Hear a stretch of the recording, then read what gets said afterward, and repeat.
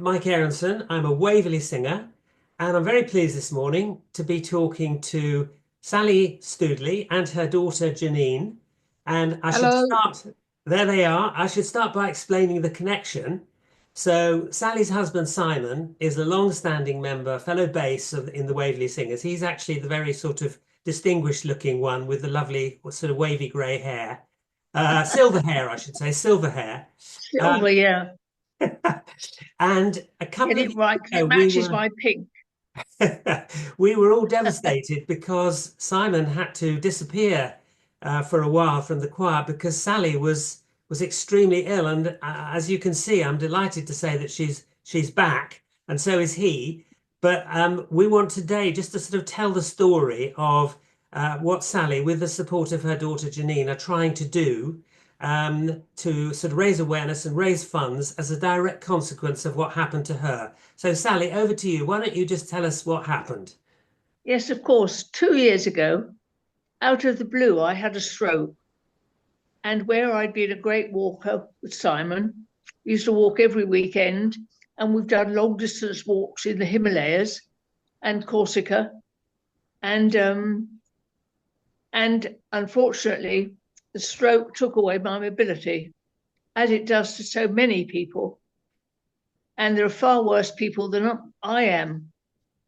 Um, so I ended up in Winchester Hospital for a couple of weeks, 2 or 3 weeks, where the care was brilliant, brilliant, absolutely brilliant. I'm a nurse, retired, so it could be very critical, but in fact, it was brilliant. The only criticism I have is that at that point I was hoisted, and that means I was lifted with a sort of a mechanical arm from bed to wherever I was going. And there was only one of these hoists for the whole ward. And every time we needed it, the poor girls had to dash down the corridors, find another one, and back again. So as I've recovered, and the decision was that we would do a long distance walk to prove it can be done. And with a lot of support from many people, we realized that the walk that we were undertaking could only be taken if you walk yourself. And now I'm in a wheelchair. It's not accessible to those in wheelchairs. So the decision was that we would do the walk to end up in the cathedral in Santiago de Compostela, like many pilgrims do, thousands, I understand. And it's always been on the wish list. So this was the time to do it. And at the same time, raise some money for a second hoist for the ward. Matron and the staff on the ward are very supportive of us and have been involved all the way through. So they'll be delighted when we can put a big bow on this hoist and give it to her. I think we're only £1,000 short, I think, aren't we, Jannine? We are. A couple of wheels, he said. A couple of wheels, I think. Couple The of rest wheels of it short. we've got. Yeah. Well, The it's a rest of it we've fantastic, got. it's a fantastic story, Sally, and also Jannine, because you've got to push the wheelchair, Jannine's obviously. doing the pushing. But so just to recap, I think you decided to do. There are two halves to this, aren't there? You've done the first half, which is the Yeah, the Reading to English bit Southampton, from St James Way, which was from Reading to Southampton. and for And that those was a wonderful experience. and We for met those some marvelous people. Hold on. and for those who don't get the connection, Santiago is actually Spanish for Saint James, and the Saint James Way, it goes from Reading Abbey to Southampton, where a lot of pilgrims would have gone to Compostela. So That's you were sort right. of retracing the steps of pilgrims in bygone Absolutely. times. And many of the churches that we called at on the way on the St James's Way recalled that other pilgrims that had visited before us and were on their way to Santiago. So we did the first half. We did it by coming home most evenings. We would do 2 or 3 hours. And we had a very good book from St James in London, didn't we? The Confraternity of St James, yeah, who support the Caminos over here. Yes. And we set off. We met many obstacles on the way, kissing gates, stiles, Yeah. and fallen paths. yes, and floods. Yeah. And at one point, we were in the bottom of a field where there was a small bog, and we got stuck. And at the top of the field, suddenly, Jannine always said, "Angels will help us out of this." And she said, "Here's an angel coming." And there was a big tractor with a big hand, big arm. And we thought the big arm would get us out. But actually, the tractor driver came down near us. A farmer, wasn't he? Yeah, and said, "Oh, hello, you two. Where are you off to?" And Jannine said, "Spain." And he said, "Well, damn good luck." So we had a lot of laughs, met a lot of wonderful people, and everybody was inspired. They were brilliant and full of enthusiasm for us. And I think you did that before Christmas, didn't you? And you're now about Yes. having sort of recovered from that. You're now about to Yes. I think, is it April And then the we had a 1st you're Christmas going? break.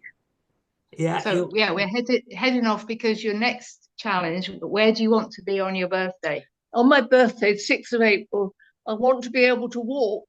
I walk with a stick now, following the stroke, and I want to walk from right up the aisle of the cathedral on my birthday to prove that, and if I can do it, many others can.